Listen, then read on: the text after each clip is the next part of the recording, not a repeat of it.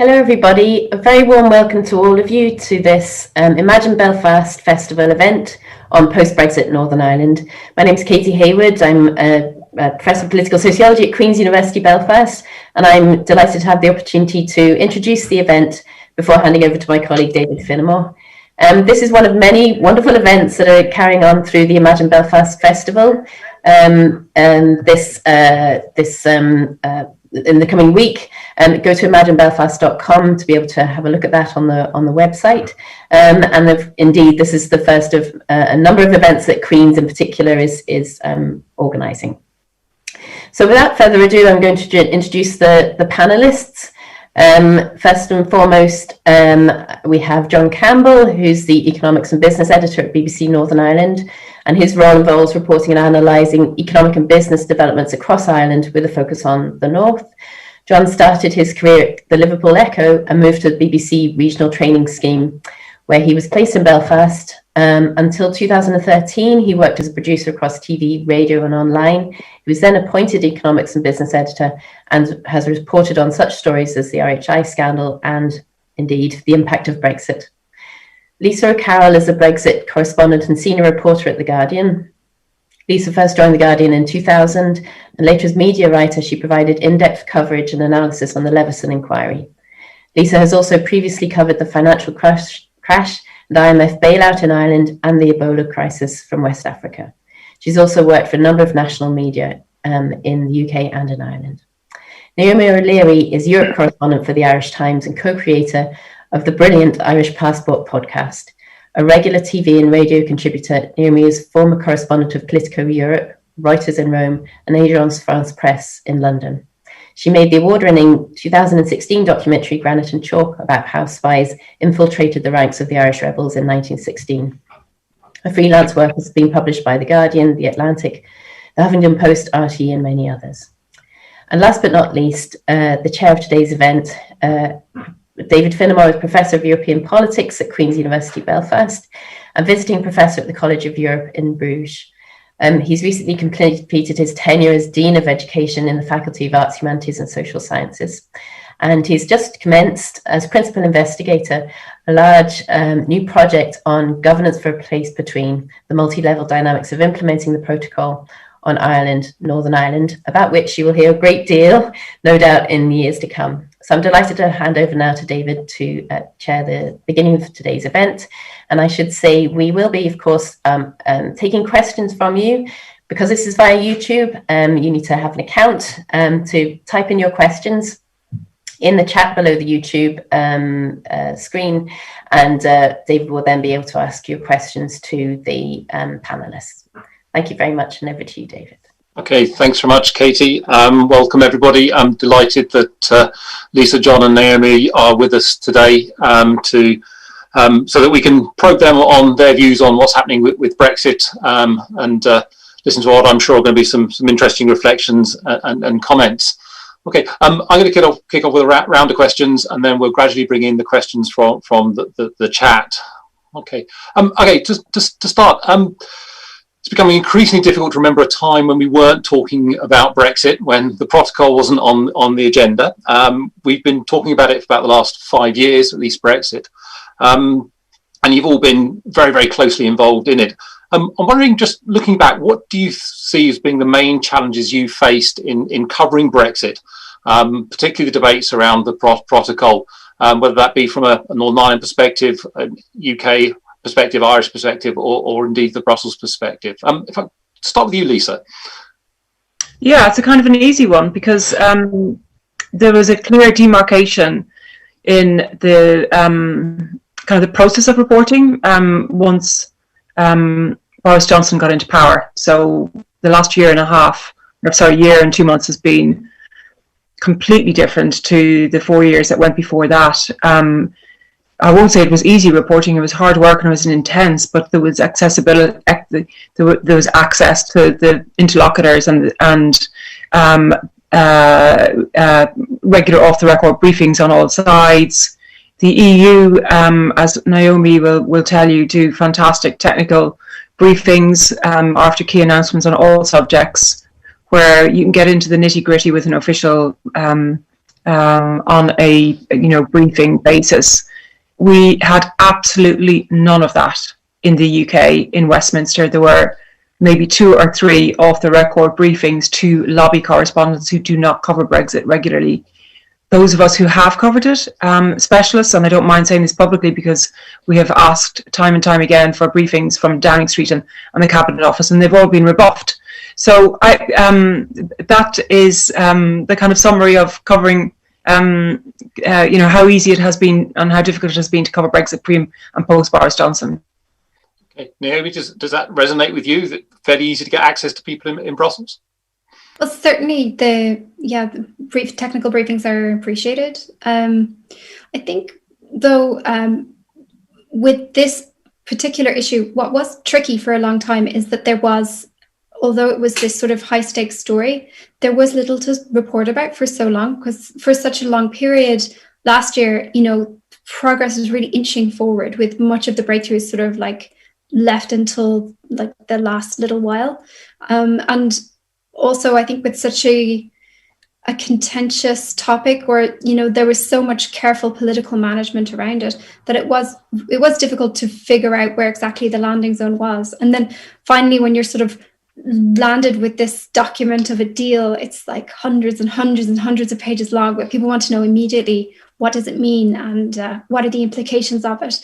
And I think often you need the experts to kind of go through it. You need lawyers to have a look at it, and trade experts, and really to understand what it means, and pull it apart and so on. So that need for sort of instant reaction was something of a challenge. And then also the timing of when the deal was reached last year was like Christmas Eve, it was just before Christmas.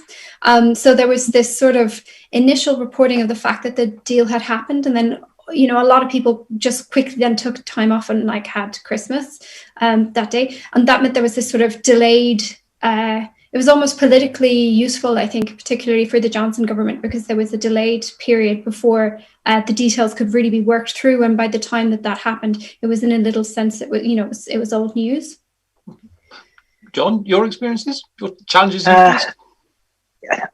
I think one of the big challenges I've had as a broadcaster is how much assumed knowledge you have to have for your audience. Because with broadcasting, you get to say it once.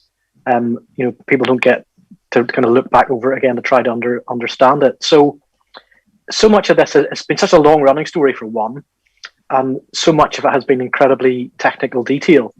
So very often I think I'd find myself repeating myself and hoping I hope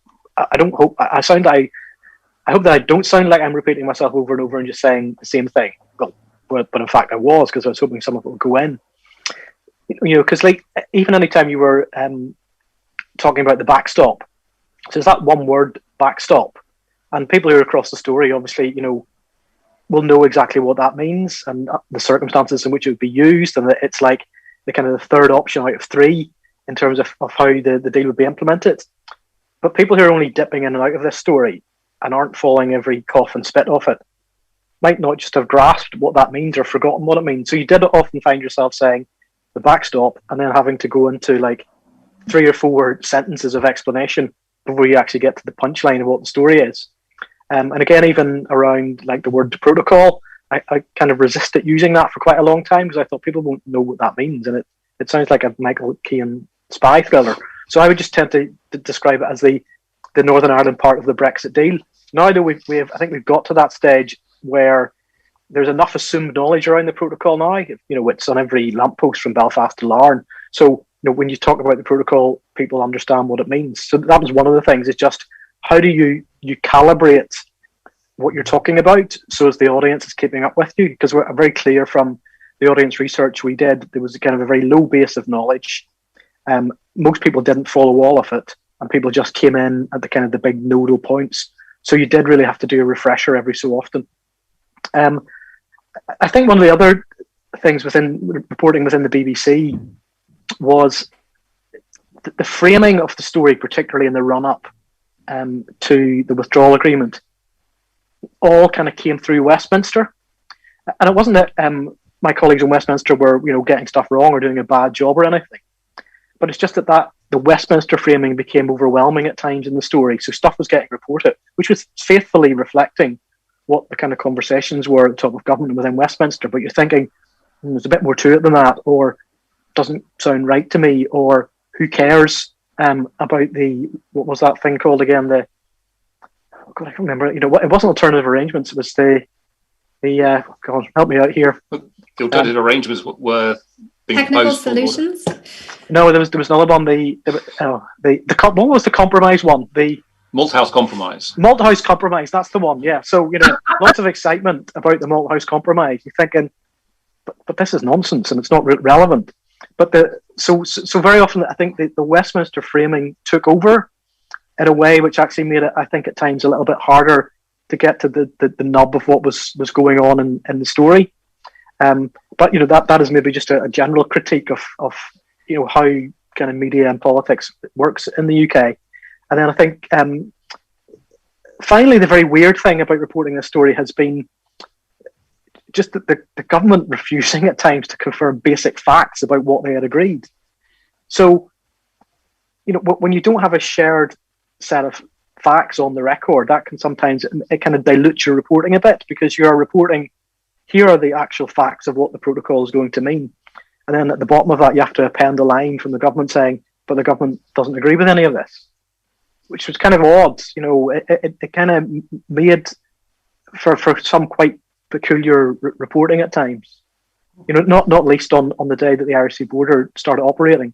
And I was there watching the lorries roll off and the men in the yellow jackets looking at the papers, and then Brandon Lewis puts out a tweet saying, well, none of this is real. It was very peculiar. Just on that, there's an oft-heard criticism that the UK Prime Minister, Boris Johnson, has not always been as honest as he might have been about what Brexit means, what the protocol means. How much do you think that the debate around the protocol about Brexit is actually based on a lack of information, or indeed sort of misinformation? Your view from Brussels, Naomi?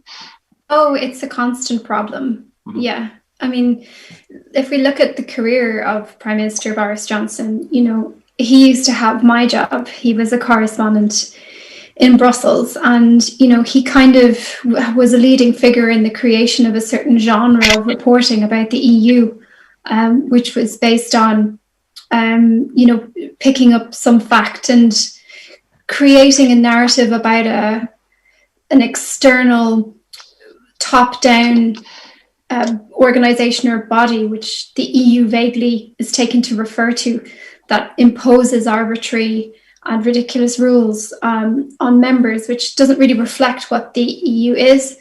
But, the creation of that sort of image was central to the whole of Brexit. And, now he is the Prime Minister.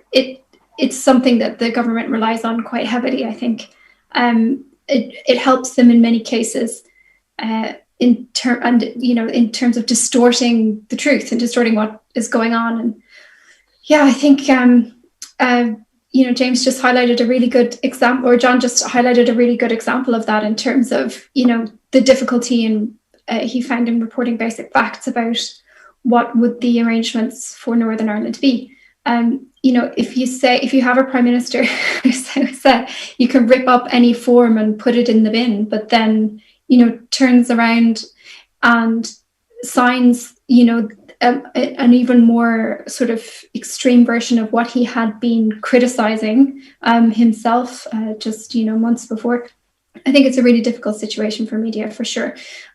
Something that, although Britain has left the EU now, that framing, and let's face it, we have a media based in London which took an active part in the referendum, campaigned on a particular side, has a particular stake in the outcome, and continues to distort and frame events and present them through a certain lens. And it has an impact far beyond London. As we've seen, it has an impact in Northern Ireland, also across the Republic. Headlines on newspapers from England often take the starting point. They're like the starting point for questions that broadcasters ask in Dublin. And that's also, it's something that's even global. It also affects perceptions in Paris and Berlin, in Washington. And it often has the effect of raising the stakes or raising the temperature on a given issue where there's a disagreement. And we've seen that like very strongly over vaccines, where if it was even possible, the the issue has become even more bitter and partisan than it ever was before, in terms of the difference in view or perception of, reality that there is in London compared to elsewhere. And I think that but my experience is that the EU is continuously on the defensive against this framing that comes from London, and always on the back foot and having to sort of reactively explain what it's trying to do. Like as a reporter for an Irish publication, I definitely find that I'm always sort of trying to explain that against this, or sort of react against, to try and explain why, in what ways this framing, which has already reached people, isn't quite an accurate reflection of what's going on. Lisa, what's your view on the contribution that the media has made to actually ensuring we have an informed debate about Brexit, about the protocol? Has it helped? Has it hindered? Oh, I would say it has absolutely helped, because there has been such a readiness to misinform the public. I think, the likes of specialists like myself and John and Peter Foster on the Telegraph and Tony Connolly, in particular, have been very, very vigilant day in, day out over the last 4.5 years, and trying to call out Boris Johnson and Westminster when they have presented things inaccurately, and no more so than there won't be any checks across the Irish Sea. What was interesting about that, and I suppose the point, yes, facts are sacred, but in politics, it's all about political cut-through, and Northern Ireland, unfortunately, has very little cut-through on this side in London and the rest of the UK, including Scotland and Wales. It's not a voter issue. The protocol has cut through in Northern Ireland, but it doesn't have cut through nationally. And Boris Johnson knows this, so they don't need to put political energies into this. They've got an 80-strong majority. They know that they can drive through whatever, including, this latest spat over the weekend. Not a spat, but, the COVID recovery group pushing back against the possibility of the lockdown being extended here in the UK.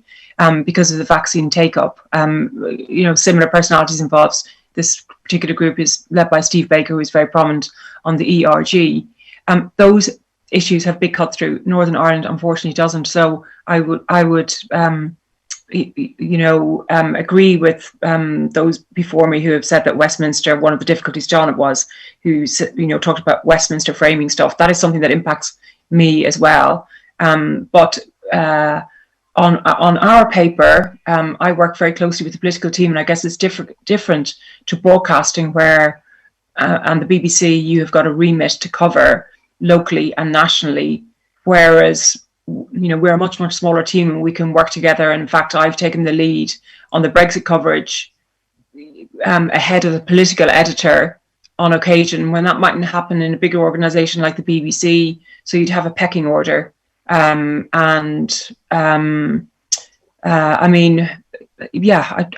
come back to the lack of transparency, and it really, really, it's frustrating, but it's also so curious. Why have the Tories, why have this government decided that secrecy and mystery is important? For instance, on Friday, I did a report about a House of Lords European Union a committee, its valedictory report on Brexit. And sorry, my computer seems to be doing something. One of the things that emerged in correspondence with Michael Gove in the last few weeks was that the joint committees, joint working consultative group that you guys know about, a key group that is supposed to have sat underneath the joint committee and was mandated to be established 14 months ago, is still not up and running. Now, the Lords made a very good point that had it been up and running, it would have offered a pipeline for discussion around the protocol, and it might have mitigated the issues and acted as an early warning system about the problems that the protocol would cause among, not just the unionists, but the nationalists and those in between. And in a letter from Michael Gove to this point, he told the committee that this consultative group had convened briefly on the 29th of January. I asked, who are these people who are meeting? They wouldn't tell me. It's like, There must be dozens of people who know this. We can find out from Europe, we can find out from Ireland, but I might have to ask the question through an FOI. I mean, it's just ridiculous, and I don't know to what end they've decided to communicate with the public. And I think the serious consequence of this is it's about the media's role in democracy and holding power to account, and they're making it very difficult. I think it's probably an issue there going forward about sort of the transparency of the process as we enter this new phase. In the chat, John, there's a question that's come in specifically for you, which picks up on a couple of the points that are being made already. Did you find access to RT journalists in Brussels helped get access to potential impact on Northern Ireland, that access being more useful than through your BBC colleagues? I think a colleague who will remain nameless said to me, "Well, Tony Connolly does an absolutely amazing job. Great contacts, long experience. Has been there a long time, knows all the right people, and works those contacts really hard." But he said, "Well, if I was the only British broadcaster in Brussels, I bet I'd get a few more scoops as well." So I suppose there is a bit of that where because the Irish media don't have huge resources and don't have loads of people in Brussels, that can, there's only so many kind of messengers there. So I think in terms of where RTE's coverage is, it is because you have somebody there who has been there for a long time, has built those contacts, but also some of the sources who may want to get stuff out have a limited number of places to go potentially, but that is no criticism or anything else. But I think clearly the attitude of probably the British and Irish governments in terms of flow of information has been quite different as well, in the way they kind of want to manage that. I'd give an example maybe about the difference between Britain and Ireland was, it must have been in the kind of the second or third round of negotiations, and you have the embassies will have their own briefings after the negotiations. So you turn up to the British embassy, there's lots of security, you have to hand your passport in, your bag searched, you get wanded down, you're all kind of corralled together, brought up backstairs into this room. The briefer comes out, who starts off the briefing by giving everybody a bollocking, saying, there's stuff in that last briefing has got back to the Commission and that shouldn't have happened. If you keep that sort of thing up, you won't be briefed again, which sets the whole thing up for a kind of extremely kind of tense and confrontational briefing between media and officials. You go around to the Irish embassy, you kind of wander in, somebody just directs you towards where the briefing will take place. The press attaché says, "Would you like a cup of tea?" The ambassador comes in saying, "Hello to everybody," quoting some poetry, and the whole thing gets underway in a kind of lovely state of affairs. So you got a very a sense of how both the British and Irish operations in Brussels were viewing the press, how they were treating the press.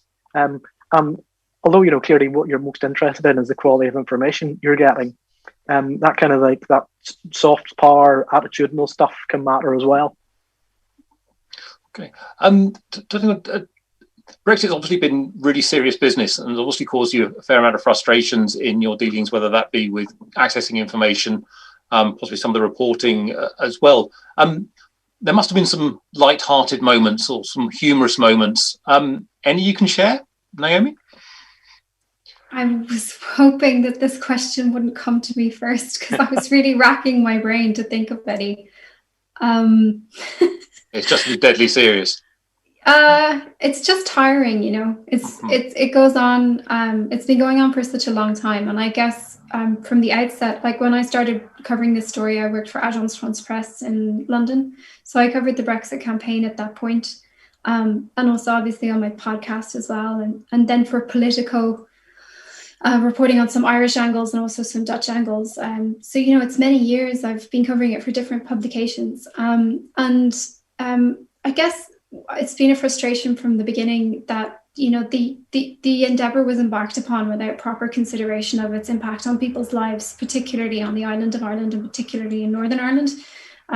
It was clear to all that there would have to be a compromise, that there was no easy answer of how to square the circle of what, you know, the hard interpretation of Brexit that was wanted by Boris Johnson's end of the Conservative Party, and you know, the fact of the tricky border question. And you know, that's been coming, you know, since 2016, but it's taken all of these years of sort of being gaslit, if you want to use that term, about it not mattering, or about, you know, the Irish government exaggerating it, or, you know, it not really being an issue, that it would all be fine in the end, or that it all can be solved by technology and all this kind of stuff. Like years and years and years and years, and it's just so much time. Like I recently went through my recording device where I record my podcast and so on, and I was just like clearing out old audio files to clear out a memory card. And it's just hours and hours and hours and hours and hours and hours and hours me talking about Brexit and talking about this sort of voluntary thing that was embarked upon without the proper information, you know, with an impact on so many people who didn't want it to happen in the first place. That's sort of like multiplied many times over for people, not just in my sector of journalism, but any kind of business people, trades people, you know, all of these hours that were spent on this project. It's like, I don't know, it erodes, I suppose, the goodwill and jollity that I have towards the whole thing. How do we overcome that fatigue? Can we? Yeah, I mean, look, we have to, because it remains a really important issue, and it's something that matters to people's lives, and that's the primary issue. But yeah, I guess that's what the motivation is to continue to try and put good information into the public domain to inform people in terms of making decisions about it, and to highlight where it's affecting people's lives. I suppose that's the important thing to keep doing. Do you feel there's not really much crack in covering Brexit, I have to say, but I do recall a diplomatic incident. I was nearly embroiled in with my cameraman in the European Council in Strasbourg. So in the kind of the press area, they have this big row of flags where all the MEPs will do their interviews. And for a piece of camera, we thought, well, it'd be nice to have the Irish flag next to the UK flag there. And so my cameraman just asked somebody who was hanging about, we're okay to move these flags, aren't we? And that person, whoever was there, said, aye, that's grand. It'd be no bother or nothing. So my cameraman was busy kind of wandering around the press area with these flags. And it quickly became apparent this was not at all something which was okay to do. And suddenly these protocol officials were upon us saying, oh, no, you must never touch the flags. Put those back immediately. And then the other one was it was kind of a great metaphor at the time, because it was at the time of endless extensions, it felt like. And we were into the European Council building in Brussels, and because we were not Brussels residents, we had to get kind of like temporary passes rather than kind of the permanent passes. But kind of in down weeks when the European Council's not on, there's quite an elaborate system of passes to get in and out of the European Council. Now, whatever happened, we were fine to get in, but we didn't seem to have the right path to actually allow us to get out. And the person on the door was literally saying, no, you can't leave. You don't have the right pass. And you're going to have to go back in there and speak to whoever you give that pass to and bring it down here to give it to me to get out of here. So, and I thought this is a great kind of Brexit metaphor here. Here are the two BBC people desperately trying to leave the embrace of the European Council, but yet they cannot get out. I think I've experienced trying to get out of the European Council building myself. It's can be difficult at times. Lisa, any sort of fond memories or humorous moments from the process? I have to agree with both. I've been asked this before. I would say zero light-hearted moments covering Brexit. It's such a serious topic, and it impacts politics, economy, and people's lives, and it matters. But however, when looking back, there's some farcical moments, and one of them I can remember calling John about it. And this gives you, a sense of how hard it is to get the most basic information out of Downing Street, unless you're a lobby correspondent and you're getting the handouts, or you are a trusted hack who's working in the lobby system. Theresa May was going to Northern Ireland. It was, I think, her first visit. Barney had been there several times. The Guardian was very eager to dispatch me. Ring Downing Street. Where's she going? Where is it on? Can't tell you. It was clear as time went on that they weren't going to say where she was going to be. So I go, where do I book my flight to? Do I go to Derry? Do I go to Belfast? Do I go to Dublin? Do I go to Newry? And I just thought, okay, she's got to go to the border. It's a wild guess, Newry. I'll go and do some reporting there with some contacts ahead of time, stay overnight, and then I'll get going. And John was able to, through the local producers there, to tell me, and it was just about in time that she was going to be over in Balik, which is in Fermanagh near the Sligo border. That was a long drive, 2.5 hours. Then we couldn't get in. It was the most farcical thing. It had been organised by the DUP. Lots of kind of protocols apparently breached because the local MP wasn't doing the management of our visit, which would be a normal thing, but the local MP is Sinn Féin. And then, drive back to Belfast, another fairly decent drive. And the next day, there's a briefing. She's doing her official thing with invite only members of business, some of whom, or many of whom, I will speak to regularly. And I'd arranged to interview the head of the Federation of Small Businesses in the room ahead of time. He rings me, calls me up. Next thing, I'm surrounded. I'm being manhandled out of the room by Downing Street apparatchiks. I didn't know who they were. And I remember going back down to the kind of holding area where the press were, and David Blevins muttering, North Korean media operations. It was, moments like that you just kind of despaired for the the control that the political leaders had over the Brexit negotiations. If they were acting like that with us, what else was going on behind the scenes? Okay. Naomi talked about fatigue with Brexit. John, have you feel fatigued by it, and how do you intend to manage that fatigue, because it's going to be around for quite some time? Actually, I haven't, because to me, actually, it's been kind of really constantly interesting, because I'm, as a kind of regional economics and business reporter, I suppose my job could at times be quite formulaic, small economy, not that many exciting things happening. Here's like this kind of huge geopolitical moment, which I have been allowed to report on. I've had to learn loads of new things about how the EU actually works in practice, about the political cultures of different European countries, learn a bit about international law, learn quite a bit about kind of SBS regulations, you name it.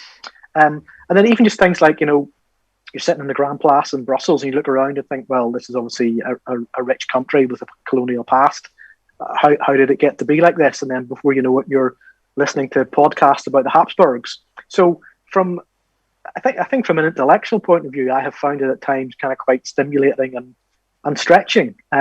So, it's sometimes, when in that period where you had to keep going on the TV, explaining what the backstop was over and over again, yes, it could be a little bit wearing.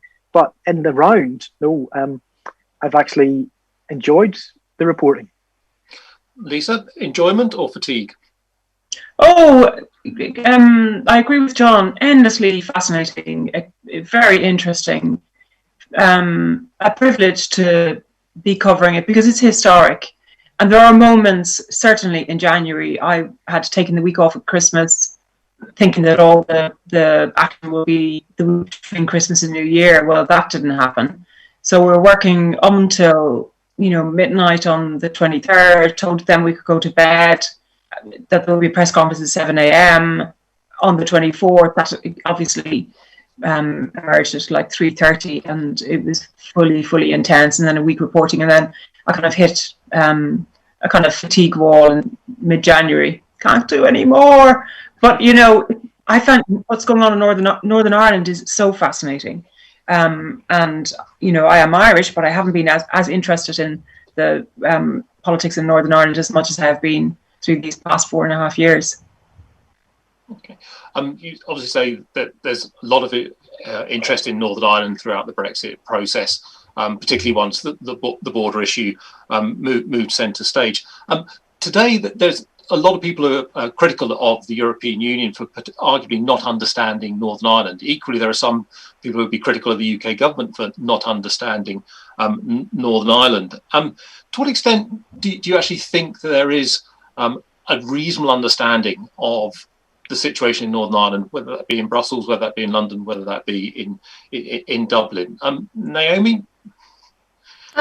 Well, it's something we've covered on the podcast a little bit, the kind of lack of knowledge, particularly it's something that applies to the Republic, but also, I mean, in Britain, I mean, the fact that this endeavour was embarked upon without consideration of the border is a reflection of that.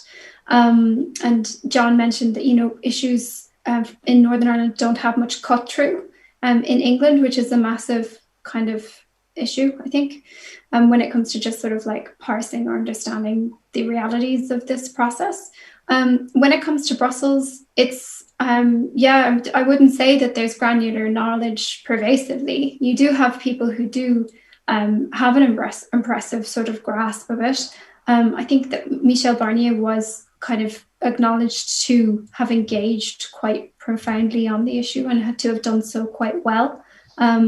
But it's not something that's that every single person will know about, and that was certainly reflected by the debacle with the Article 16 thing. You know, you had someone clearly who was aware of the legal technicalities of in that particular issue, so identified Northern Ireland as a potential loophole in possible theoretical vaccine export refusals to Britain, and put in Article 16 there without understanding the sort of explosive resonance of the words Article 16 and, you know, their appearance in this document and what the implications would be.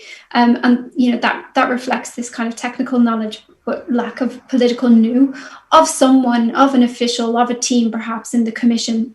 Ultimately, the Commission President, Ursula von der Leyen, has said that she takes responsibility for it. We kind of don't really know who it was, not for lack of trying, but I wouldn't overblow it though.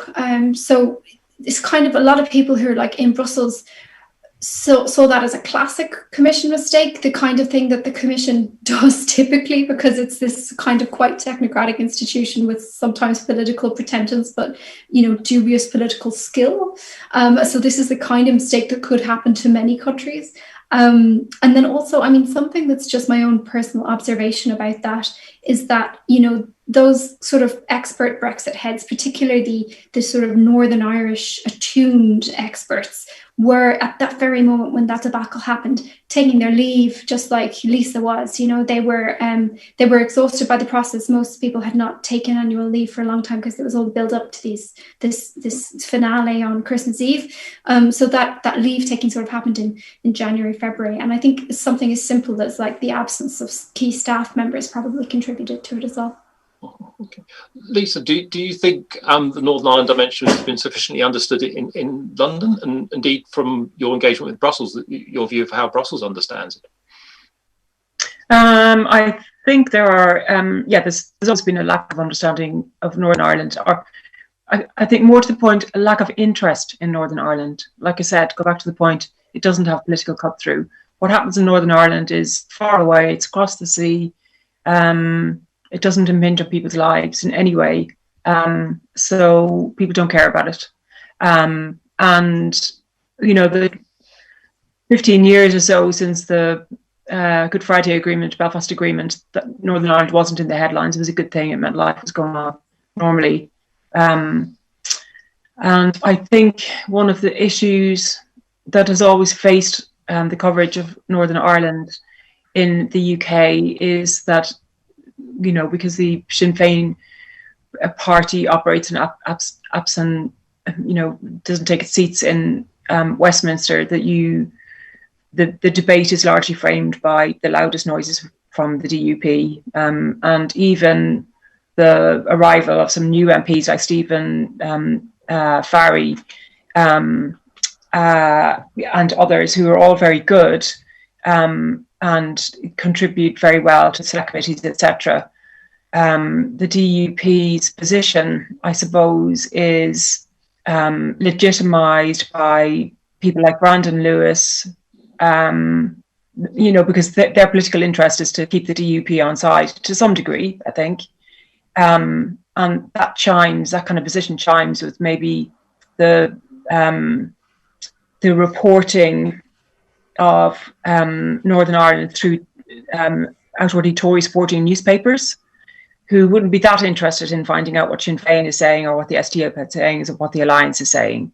So I think it comes back to this, not lack of knowledge, but lack of interest, and lack of interest leads to lack of knowledge. And then in the EU, I think the EU has demonstrated over the last 4.5 years through Michel Barnier that, as Naomi said, he engaged profoundly with the issues in Northern Ireland, and the Irish government also campaigned aggressively to make sure that all 27 members of the EU were on board and absolutely understood what the issues at stake were. And I think a bit of what Naomi said, everybody exhausted in January, that does not excuse what happened. It just does not. Both sides should have known, I think, because the UK, the government, has very little moral authority in Northern Ireland, or authority in its interest in Northern Ireland. And the EU had been saying for 4.5 years that Northern Ireland was special, it was unique, it was fragile, it was delicate, be careful, do this at your peril. That they above all should have ensured that protocol should have had a run-in, that 1 week's grace period was not enough. There should have been a transition period. There should have been 3 months, 6 months, a year. It was so complicated, and they, of all people, must have known how badly, or should have known how badly it would land. So, in a way, I think the EU's interest was there, its knowledge was there, but something happened, a mistake was made, and it was on their watch as well as the UK's watch that what happened. John, we've seen a lot of economic disruption at the beginning of this year, and people have raised the observation that perhaps we did not necessarily understand the economic implications of Brexit and the protocol for Northern Ireland. Given your experience from reporting regionally, do you think that the economic effects, the economic implications were understood or anticipated sufficiently in Brussels and in London?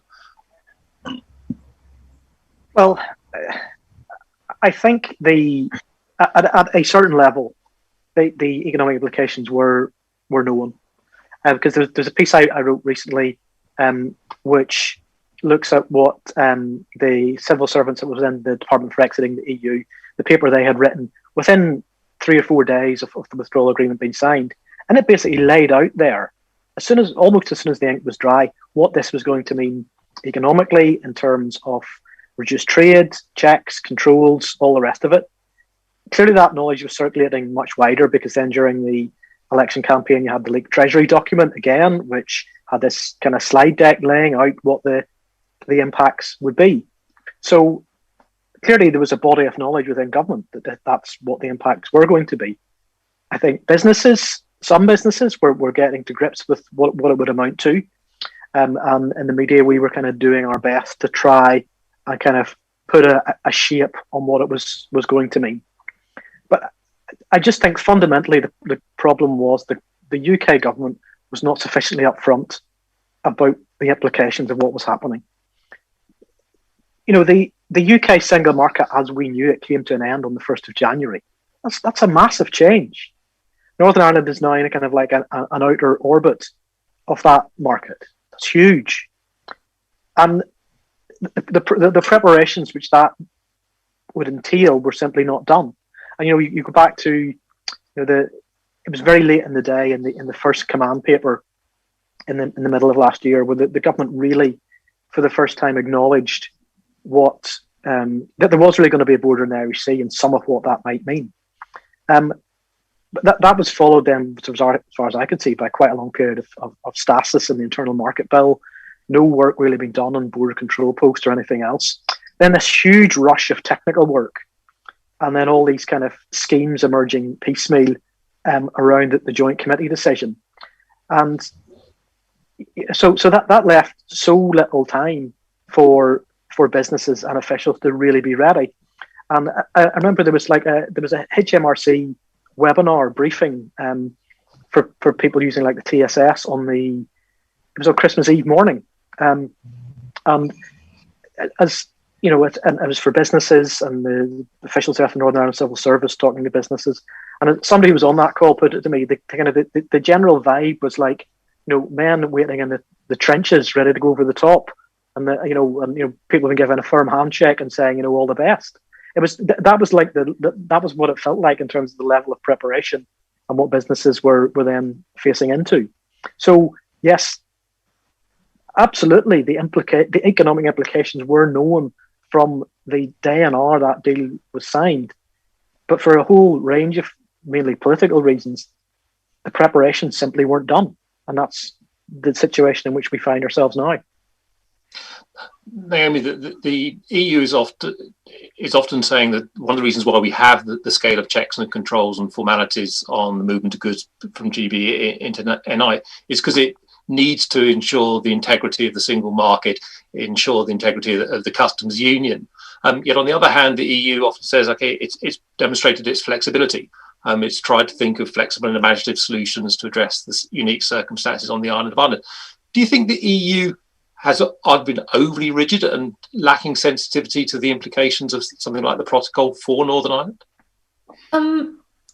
I think that the Irish government in particular is sort of on this issue trying to strike a middle way a little bit between Brussels and London, where this current government in Dublin is somewhat sympathetic to the sort of appeal for flexibility and pragmatic solutions and so on. And you also hear the same from Brussels. So they say, absolutely, we're up for any, talks for pragmatic solutions. They kind of indicate that they were all ready to agree something before the change to have Lord David Frost at the helm in London, and the sudden announcement of the unilateral extension of the grace periods, which was taken quite badly. They said, prior to that, they kind of indicated that they were going to agree some sort of workaround in some areas. Also, what they say is that, the areas in which they've shown flexibility were sort of agreeing these grace periods to begin with. They always note that, the UK insisted that its transition period had to end and wouldn't agree to lengthening the transition period. And that's part of the reason why there was this abrupt shift and there wasn't enough time to prepare because of, that curtailment. And also the fact that the UK is in charge of doing the checks itself, albeit they're supposed to share data with the EU. They kind of bring up all these things as examples of flexibility, but then usually say, well, the problem is with if you ask us to be flexible and if you ask us to trust you and kind of be a little bit loose with the rules and so on, or just be a little bit understanding, pragmatic and so on, that's really, really hard to do if you don't actually follow through on what we've agreed on. So that's why I think the Internal Markets Bill introduction last year was so damaging in terms of sort of that trust relationship. And then again, with the unilateral extension of the grace periods, I know it's seen by many as like the kind of a pragmatic minimum, but that may even be so, but certainly the way it was communicated to Brussels made it to them seem like just another repeat of the Internal Markets Bill affair where, the British government was just declaring we're not going to obey international law and agreement that we signed up to. Lisa, to what extent do you think the Northern Ireland voice is actually feeding into the way London is developing policy towards the EU, to the way in which the EU is understanding Northern Ireland? Because obviously there are genuine concerns about the implementation of the protocol. Do you think London listens now? And do you think the political parties here have leverage? It's very difficult to tell because, as I say, it's not very transparent. We haven't got there's very little transparency around the Joint Committee, which is the top level EU-UK structure. We haven't got the working group beneath it. We haven't got the 24 specialist committees that were supposed to be set up under the trade agreement up and running. We haven't got ratification of the treaty. The reporting of Northern Ireland is in London minimal, I would say. I would say there are very few people that have any sense of what's going on in Northern Ireland, other than there was some fuss about those checks. I'd say if you ask voters, most people wouldn't know. And those who do follow it might be aware that there was some issues around checks, and they might remember British soil, I think, might stand out. They wouldn't know about parcels. They wouldn't know about medicines. They wouldn't know. Yeah, I don't think it has cut through. And we don't know what's going on. I mean, our default position as journalists is to be sceptical. And, you know, one of the questions that has been raised in the past few weeks is whether the Tories are using Northern Ireland as a proxy for the overall deal. Are they trying to demolish some of it? Are they trying to somehow dilute the Northern Ireland Protocol, even though there are many clauses within the protocol which allow for dilution? Like that very general clause about not impacting daily lives could be invoked by either side, but it could be discussed before a unilateral. I mean, it's there to ensure that there is minimal, but it wasn't invoked. There was just a unilateral decision made.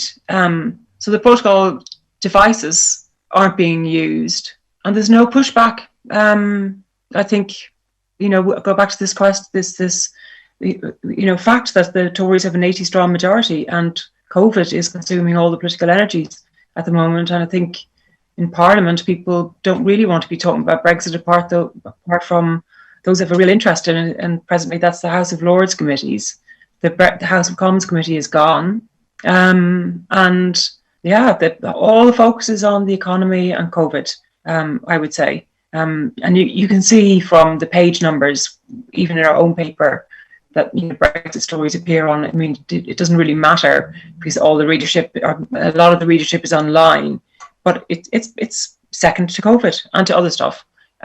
Whereas it would have been, you know, front page for many years before that. It's clearly the argument that COVID is overshadowing a lot of the effects or coverage of a lot of the effects of Brexit.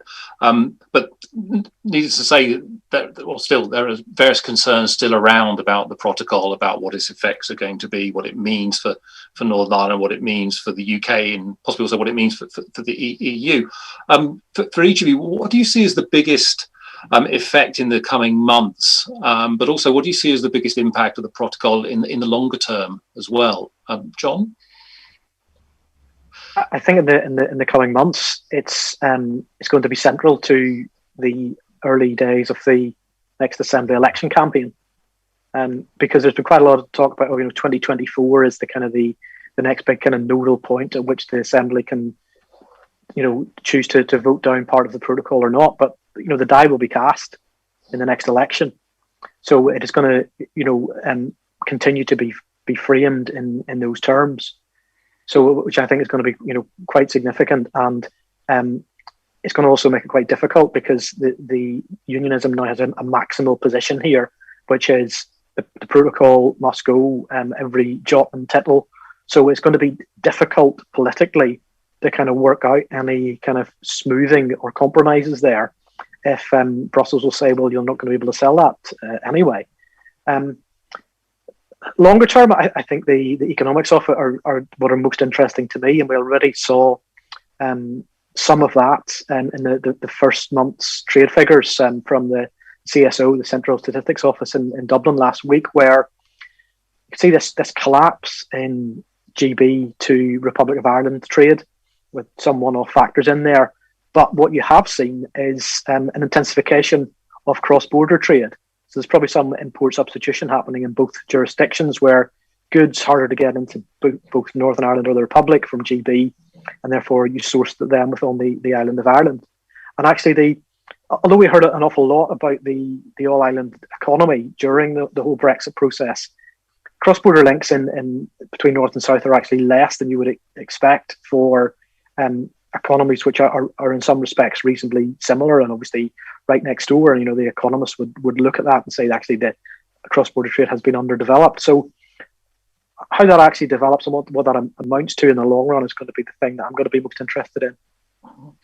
Naomi, the short term and the longer term?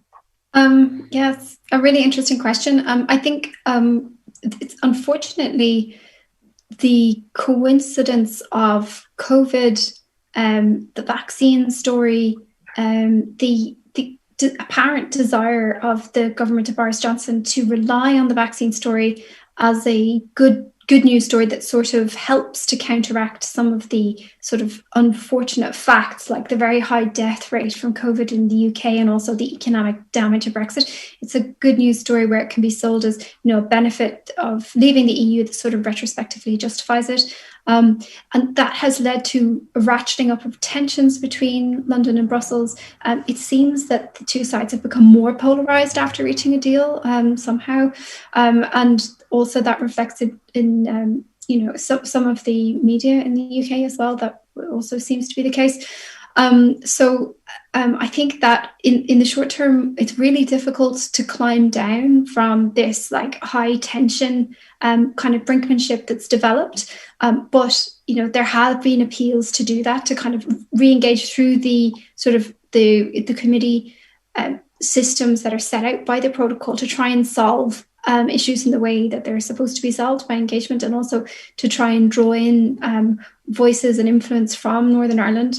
In terms of the long term, I think that's one of the big questions. How do you involve representation from Northern Ireland, from the people most affected by this, in terms of its governance going forward, and in terms of how it's made to work, if it's going to work. And so that's something that I think particularly Irish MEPs in the European Parliament have been calling for, perhaps setting up institutional systems somehow to draw in influence into Brussels directly from Northern Ireland, because at the moment it's unfortunately sort of being cut out, because we've got this sort of Brussels and Westminster engagement and Dublin and so on, but there's an unfortunate lack of voice post-Brexit for Northern Ireland itself. Okay. Lisa, comments on the short term and the longer term, and do you think that trust can be re-established between the UK and the EU? Well, I think the first short-term key test will be in about 3 weeks' time, the deadline for the UK to respond to the formal launch of infringement proceedings. So let's see what happens there. Let's see if this consultative group will be set up, and whether the joint committee. I think it'll be interesting to see when the next meeting is scheduled for the joint committee. There's none in the diary at the moment, I believe. And then we'll see whether, the UK's short response to the long infringement proceedings political letter, was that they look forward to discussing these issues in a constructive manner. So that suggests that they, to use the Michel Barnier phrase, that they are interested in de-dramatising it. And maybe the perception is it's nil all, with Article 16 threatened on January the 29th, faux pas on the EU side, and then we had this unilateral one. Maybe that worked to the advantage of the EU, that we can go, okay, right, we both messed up. So that's kind of short term, and a little bit on the short term side as well. I'd say we've got to watch out for the local elections the elections for Scottish Parliament.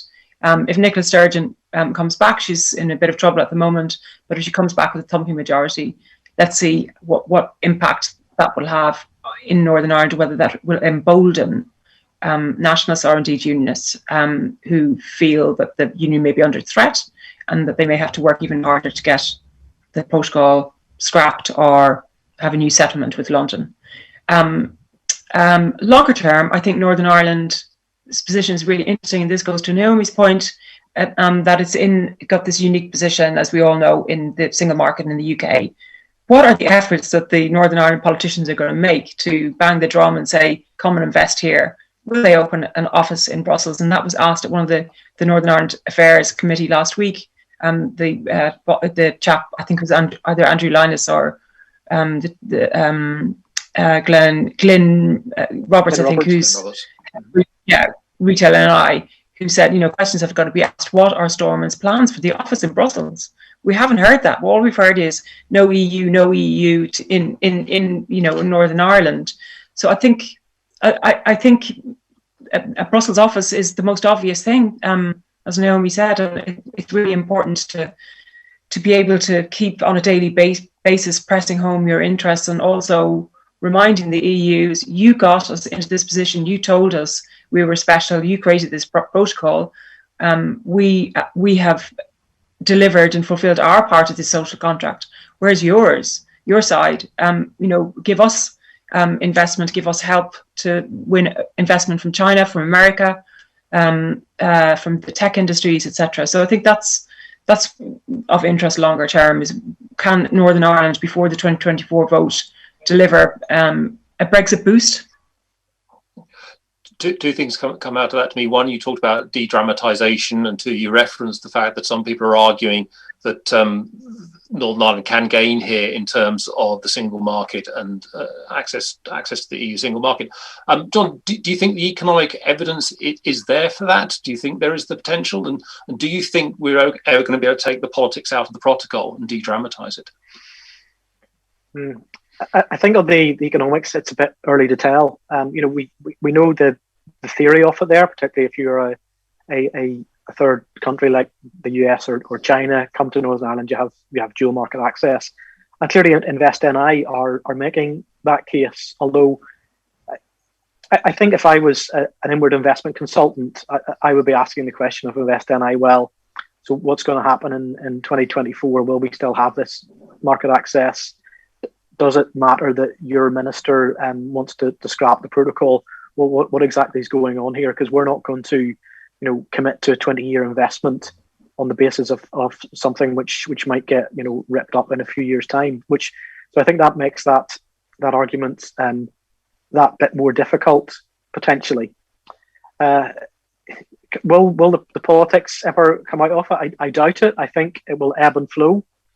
It will be like any other kind of international relations, where you probably you have officials kind of working away in the background, constantly tending the relationship, but then every so often something will change, personnel will change, there'll be a mistake, something will blow up, and it will become a political issue. So I think that is probably the best that we can hope for. It will never be entirely depoliticized, and probably nor it should be.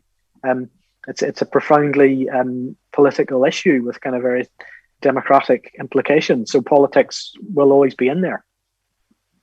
Naomi, do you see it being de-dramatised, or do you see this being, from a Brussels perspective, constantly on the agenda of the EU and the UK-EU relationship?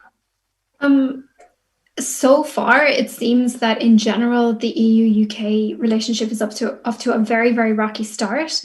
And it does seem, I saw some Conservative MPs quoted in The Guardian as saying that there is a political benefit to that for them, in that they get to continue to enjoy a little bit of Brexit momentum off the back of conflict with Brussels, which is something I've kind of hypothesized was the case. So it was kind of interesting to see that confirmed there, because it does seem that this conflict with Brussels does serve a useful purpose, at least for some Conservative MPs and politicians. I think that's really unfortunate for Northern Ireland, because I think that you can have cynical exploitation of tensions there in a way that's inflammatory and dangerous, destructive, and that is done without care for Northern Ireland itself. It's a very shallow sort of engagement in it on one particular side. So I think that that's regrettable.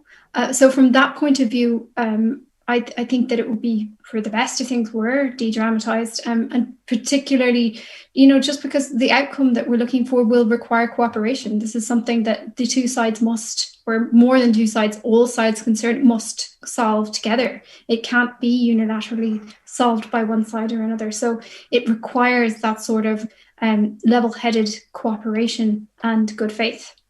Okay, Lisa, do you think we're going to get that level-headed cooperation and good faith? I think, yeah, that's absolutely key. As Lord Canoe said to me on Friday when I was interviewing about this report, that at the end of the day, spats end and you still have to talk to each other. They're in this relationship, they're not divorced. Well, okay, so maybe they're divorced, but they still have to live in the same house.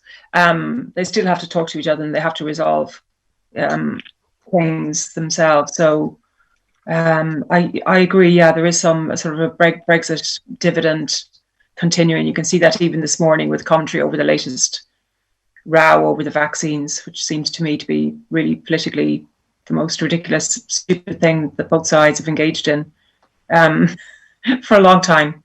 And I think it says it says something about the stability of the EU as a bloc, and I think it has existential questions about the EU post-Merkel.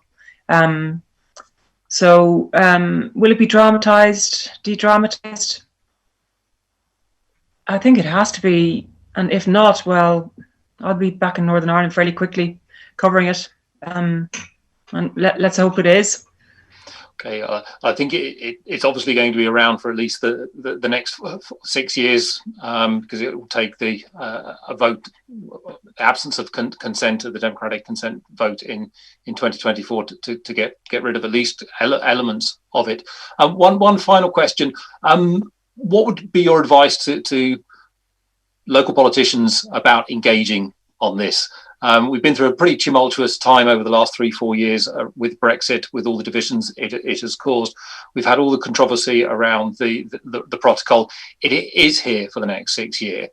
What can be done to try and make the most of the situation and to try and remove as much of the contention around it? Or are we destined to have a really sort of rocky period of over the coming years, at least up until the democratic consent vote? John?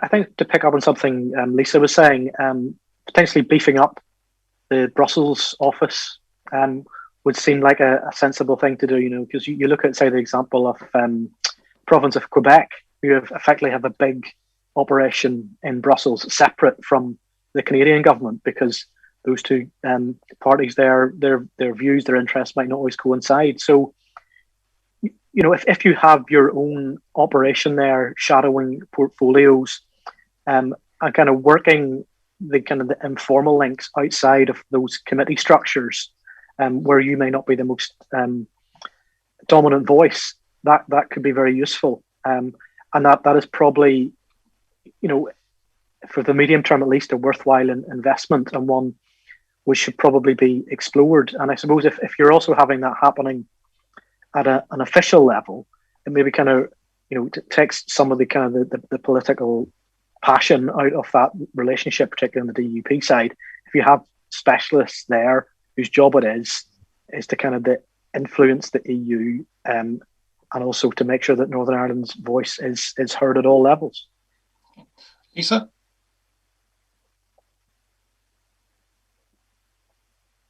Lisa, are you frozen? I think, Naomi, any final comment from you? Well, just to build on that, so there's the kind of the idea of the EU is often Brussels and something that is external to the 27 member states that make up the EU. But the EU is a kind of tool through which the member states do things that they want to do, So yes, engage in Brussels, and that's absolutely right. Catalonia has representation in Brussels. I think Scotland does. It's normal for regions to try and exert their influence and defend their interests there. But also, don't forget the role of capitals.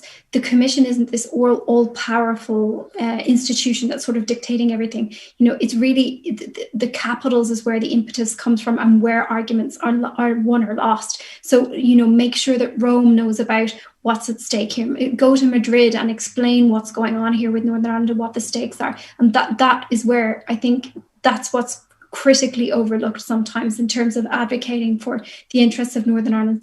There isn't an understanding of European political systems or seeking to engage with them, and that I think misses out on potential alliances. Okay, I'm going to have to draw things to a close there. We've had our hour and a quarter. Can I just thank all our three panelists for some great observations and comments, to Naomi O'Leary, John Campbell and Lisa Carroll. Thanks also to everybody for attending and for the various comments and questions that have been put into the chat. Hopefully we've managed to answer some of those at least. And I'm sure, I think as Katie said, Brexit is not going to go away. The protocol is not going to go away. I think we're going to be coming back for some various discussions in future Imagine Belfast Festival events. So thanks very much, everybody. Thanks to our panelists, and enjoy the rest of the day.